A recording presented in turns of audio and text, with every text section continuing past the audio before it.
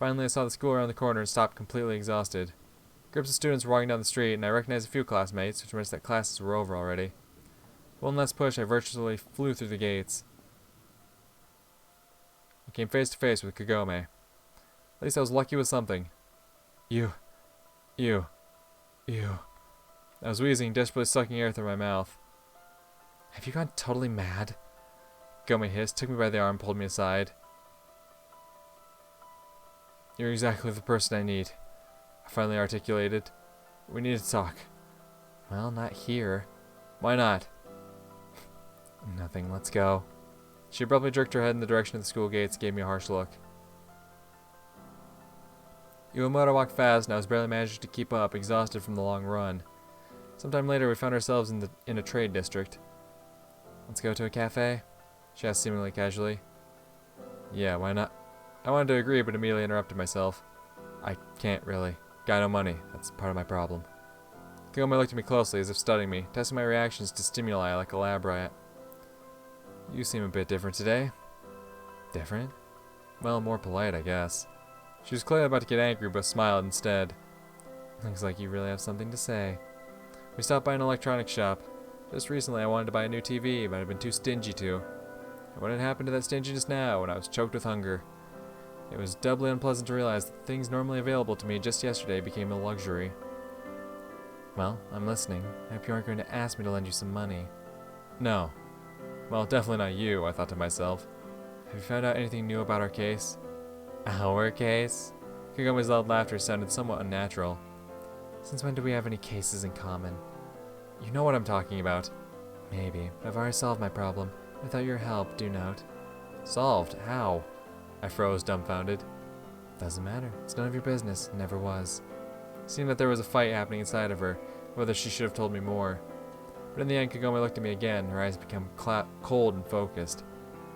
Try to understand. I'm in a desperate situation, and it's getting worse by the day. What do I have to do with that?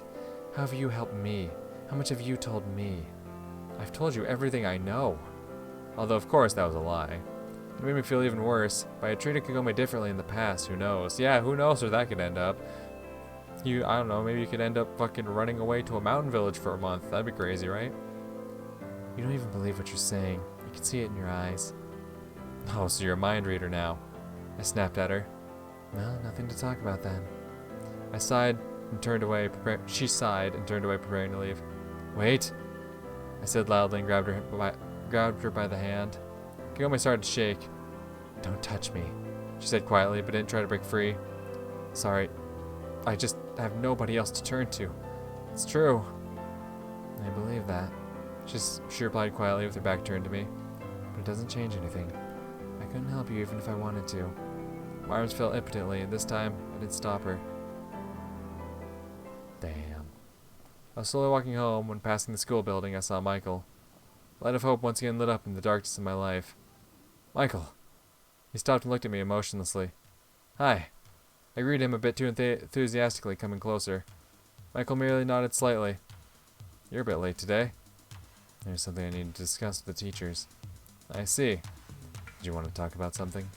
Yeah, you see, I got a problem. My bank transaction got delayed and I was lying shamelessly. You should lend me some money. It's just until Monday, and then I'm going to handle it. Nothing serious, just a little hitch, so to say. Michael gave a somewhat supercilious look. Don't you think you're asking the wrong person? I don't need much. 10,000 yen would do. $100? I would have loved to see this forever when I need something from you. Catherine. Her again. Michael clearly had a crush on her, and I had been more or less telling him to fuck off at the smallest hint of a conversation on the topic. Yeah, I'm sorry. That wasn't really... I mean, I understand how I acted wasn't good, but it's a really extreme situation, bro. Michael seemed to even wince at my bro. Nick. He sighed eventually and closed his eyes wearily. I will not lend you money. I just need... And I will not apologize for that. I hope you understand why. My stomach seemed to drop, and I felt as if I grew smaller. Okay. Do you know if Kyosuke's still at school? He left with the others around an hour ago, which meant he was home by now. Although it was equally possible he could be at the arcades or at a manga store. Well, don't hold a grudge. See ya. I walked past him and waved my hand without looking back. Naturally, I was pissed at Michael. Kagome, with all her problems, was one thing. After all, her father had been kidnapped. But Michael had 10,000 yen. It was barely a sum for him, while for me it would be enough to live another week. And again, with his stupid principles and straightforwardness. Oh my god, look at that fat fucking cat on that moped. How have I never noticed that? Look at that heckin' chonker on that fucking moped. What a fucking lad. I couldn't understand that at all. First he needed a kiss off in regards to Catherine, a green light, nothing more than that. And now what was that? Revenge? It was too banal and rude for a person like him. Maybe there was an educational element in all this, but that was even worse. Wanted to teach me a lesson, freak? I clenched my fists so hard that they became blue and ground my teeth. And immediately I felt disgusted with myself. I was ready to break the face of one of my few friends for a lousy 10,000 yen. To hell with Catherine and everything that happened recently. Is this really what I've become? On my own, without any help from others? It was that period in Tokyo's weather when the season really started to stand apart from the summer. Just a couple of weeks ago, 3, 4 o'clock would have been middle of the afternoon, but now I could feel the evening approach. My only salvation was Kyosuke, so I reluctantly walked to his place. My rotund friend lived really close to our school. I would have been surprised if that hadn't been the case. I couldn't imagine Kyosuke jostling in a crowded train carriage every day. His family lived in a relatively elite apartment complex by local standards. His mother was a housewife, while his father was some kind of government official, of course. Everyone's a fucking government official around here. They weren't the richest family at our school, and definitely no match for the Kobayashi clan. That was one of the things I liked about Kyosuke. 10 minutes later, I was sitting in his room with a cup of tea courteously offered by his mom. As it often happens, she was setting me as an example to Kyosuke, sincerely believing that I was more hardworking and generally betterly social adapted. What a naive woman. Kyosuke himself naturally always reacted painfully to these comparisons, but never blamed me for them. His room looked like the lair of a true otaku, posters on the walls, manga and videotapes on the shelves. Despite the fact that his mother cleaned here regularly, nothing seemed to be in order. Hi there, what are we going to do? It seemed that Kyosuke was genuinely delighted to see me. I have something to discuss. But asking for money like that without any preamble. It didn't work with Michael. I've been really busy recently. Can't even find the time to go to school. Yeah, I don't see you there often these days. He said seriously and continued in a lighter tone. I never believe what Kurosaki did. What? I asked out of politeness. He came to our school totally drunk. Even I've never done that. Yeah, that's what I'm saying. I wonder what the principal told him. They say he might get expelled. Well, he probably deserves it. You don't even know who Kurosaki is, right? Kyosuke squinted slyly at me and leaned on the flimsy table with his whole massive body. I know. Of course I do. However, I still couldn't stand looking at him in the eye and looked away. Okay, Nick, tell me what's up. You're a shitty liar anyway. I've got a problem with my bank. Just a little thing. At the end of the month, they're flat out, you know? They have some sort of glitch in their system, so I couldn't withdraw money from my account. Judging by Kyosuke's look, I could see that he understood nothing. Anyway, could you lend me some money? I summed up in a more serious tone. This isn't the best time, Nick. It's the end of the month for me, too. I'll get my pocket money next week, and I still wanted to buy some Tonka bonds. Kyosuke, damn it, I have nothing to eat, and you're still talking about your manga? What, is that bad? He looked genuinely concerned. Yes. Will you tell me what happened? No. Huh, when it comes to asking for money. So you won't lend me any. I interrupted him rudely. It's not about money, Nick, don't you understand? I hesitated for some time. Was it a good idea to tell him the truth? I wasn't worried about Kyosuke's safety, but was genuinely concerned that he wouldn't be able to keep his mouth shut. I'm in some trouble. That's what you need friends for. He gave me a too wide smile, which made me even shudder a bit. No histrionics now. We're not in an anime. Unfortunately. To a certain extent, I was positive that Kyosuke would give me money, even if he didn't learn the entire truth. At the same time, I came to a clear realization that I had pushed away everyone that I could, and in a lot of senses put myself in the situation. Do you have anything stronger? I sighed with an unhappy smirk, fidgeting the cup of tea in my hands and started. I hope you've noticed that my life's been pretty fucked up lately. Well, it turned out that my parents' death wasn't an accident. I got contacted by KGB agents and later by Japanese intelligence. I prudently decided not to tell him about Himitsu's father. It's all somehow related to my father's work, but I don't know much about it myself. Kyosuke was listening to me with his mouth open. Suddenly his face brightened as if he finally realized something important. The corners of his mouth went up and he squinted happily. Are you and Michael trying to play a trick on me? Did you think I would buy that so easily? No way. God damn it, Kyosuke, you don't joke about this stuff. I smashed my fist down on the table and the tea got spilled all over the place and covered the magazines that lay on it. Sorry, just be a bit more serious. Took some napkins and started to wipe the table. So what are you going to do now? It seemed that he finally figured out that I was indeed not doing well. Well, for starters, I could eat something. I can help with that, he replied confidently. Kyosuke's mom, as rotund as him, made food for the slaughter, so to say. One of her standard portions would do a normal person for several days. Even normally, everything was incredibly delicious, but now I was eating like Mayakovsky's ichthyosaurus. Yes, I totally understand that reference. Her food, infallibly fried, always came with incredible amounts of oil and fat, spices, salts, and herbs.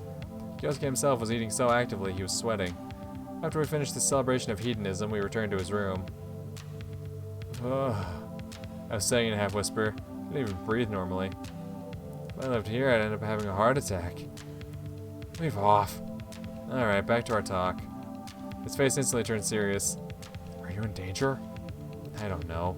I guess so. The question is, what kind of danger? I didn't want to scare Kyosuke too much, given he was impressionable enough already. I don't think they want to kill me, otherwise I'd be long dead. But ruining my life is another matter. Maybe you can go to the police? What do you think, provided that Japanese intelligence is involved? Yeah, right. He bit his lip and started to think. So what about... Oh, yeah. Kyosuke began to fuss about and picked up a wallet from the table. I don't have much. Here, that's all. He gave me a thin bundle. Started to count. If you want, I can ask more from my mom. I can come up with an excuse. It was almost 30,000 yen. Alright, no need. That should do for now. And thank you. Not at all. If I can help you with anything else, just let me know. Definitely. And, Nick, don't despair. He looked me in the eye. I'll do my best. I smiled weakly and stood up. Kyosuke was shaking my hand firmly for quite some time, bidding farewell. See, real homie shit. Just gotta be open and honest with the homies. I'm glad this game is teaching us a very important lesson about being open with your homies. I'd probably never been so meticulous at choosing groceries, guided mainly by their prices. Oh, sir, please. That's the only way I've ever grocery shopped. What is more, I had hardly ever even looked at the prices before. Oh, sir. Ugh. I know he's Mr. Rich Man, but damn. It came as a surprise to me that there was a certain point in buying paper plates. They were cheap, and I at least didn't have to wash them. Yeah, and, people can't break them when they slam them against the floor. You can still break them pretty easily. You can just, snap them in half in your hands, but, if someone's getting angry and throwing them around, you can toss them shits like frisbees and be like, alright, enough horsing around, and you put something on this motherfucker. But seriously speaking, the minimum amount of groceries necessary for my survival didn't turn out to be as expensive as I expected. Of course, in different circumstances, I would have taken a good pile of sweets, chips, or even steak meat. It was getting colder and colder in Tokyo. Even if the temperature on the thermometer wasn't changing much yet, my gut, with some kind of internal thermometer of its own, warned of the inevitable coming of the cold. I was always surprised by a sort of symmetry in the seasons, autumn and spring. September much resembles May, while November is closer to March, although there are also many differences in their mood. Spring is the time of new hope, while autumn is a sober period for wise thinking about life. Or useless introspection in my case. Loaded with food bags and household supplies, I approached my house when the sun was already setting in the west, painting the entire horizon red. Somebody was sitting on the stairs. Someone wearing our school uniform.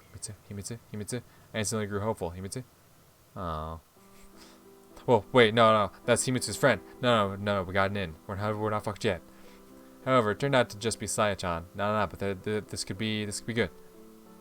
Hi there, I said in Russian. Huh? She raised her head and looked at me with bewilderment. Seemed she had fallen asleep. You're back, finally. Saya quickly regained her senses. Would you like to explain yourself?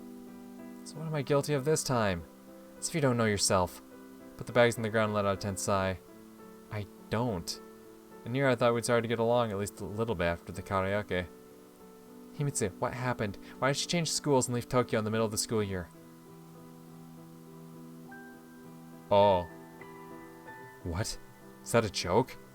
I smiled idiotically, and Saya continued with even more pressure in her voice. You want to tell me you don't know? Figures. She got so fed up with you that she just ran away? What do you mean left Tokyo? Her house is... I turned around and looked across the road. The lights were off and it seemed that nobody was home. I instantly recalled yesterday's noise. Ryunosuke-san's shouts and the squeal of the tires of a departing car. I slowly sat down the stairs next to Saya. Tell me everything. Our teacher told us today that Himitsu transferred to another school. He didn't want to say which one, but I'm the class representative and managed to find out that the school isn't in Tokyo. Where then? Saya said the name of the prefecture. Yeah, right. Himitsu had been taken to her grandmother, which meant that Ryunosuke didn't know about me eavesdropping on him a week ago. Otherwise, he would have chosen a different place. Wait, so you really don't know? Saya asked seriously. Imagine that. Himitsu has things in her life that have nothing to do with me. For a while now. What could have happened that made her leave without even telling me? Do you really think you mean so much in her life? We're best friends, Saya protested. You should realize that she must have had a very good reason. But why then? I didn't reply, looking in the direction where, as far as I imagined, her grandmother's village was. With the backdrop of the sunset, the buildings in the distance looked absolutely dark, the yellow sheen of the windows like stigmata piercing them in places.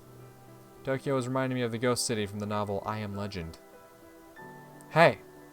The insurmountable influence of a third party. I replied vaguely and regretted that I hadn't bought anything to drink at that store. There you go again, acting like it has nothing to do with you at all. How am I supposed to act, huh? I lost my temper, but immediately fell silent, realizing that I couldn't explain anything to Saya without disclosing all the details. If you have something to say it to her father. It wasn't her decision. Wasn't her decision?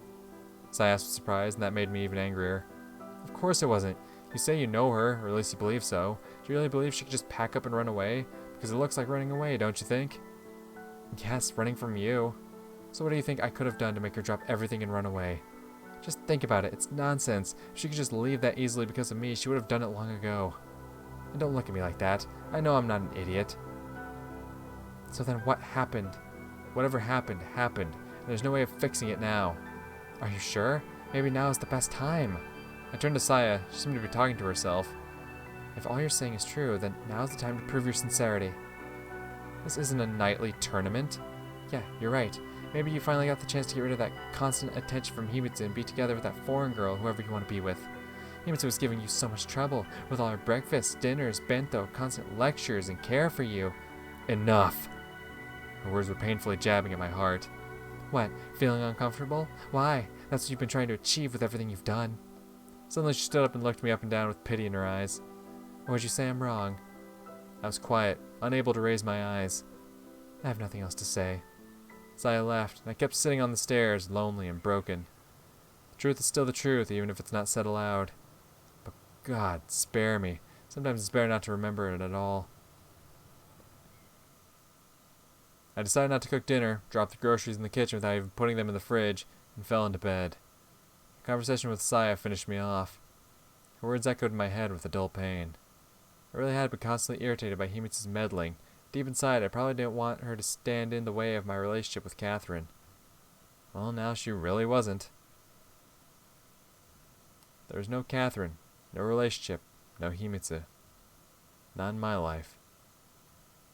And it wasn't even important who initiated Himitsu's move, her father or her after catching Catherine at my place. Probably for the first time in my life, I didn't care about the reasons anymore. What did they matter anyway? Himitsu had always been around, as a loyal friend, as a loving sister, and caring mother, as a patient wife and a grandma always ready to spoil. And now she was gone. Had I ever thought about what Himitsu felt, even once in my life? Did I get a bad ending? Yes, occasionally I was ashamed of my behavior and attitude toward her, but that's not the same thing. How does it feel to spend years next to the person you love, and realize that for him you're something like a combination of a kitchen unit, a washing machine, a vacuum cleaner, and an old grunting radio gramophone? I was a bastard not only because I was taking Himitsu's love for granted, but first and foremost because I couldn't give a final answer either to her or to myself. Now it seemed to me that she would have understood if I had said that I loved Catherine, couldn't continue playing family any longer. After all, she'd been doing all this only when the hope that I would reciprocate had still been alive somewhere deep in her heart. If I had killed that hope, no matter how cruel it would have been to her in the moment, Himitsu could have moved on. And in the end, she could have broken free of this vicious cycle, And then, who knows, possibly found happiness. But that was what I should have done a long time ago.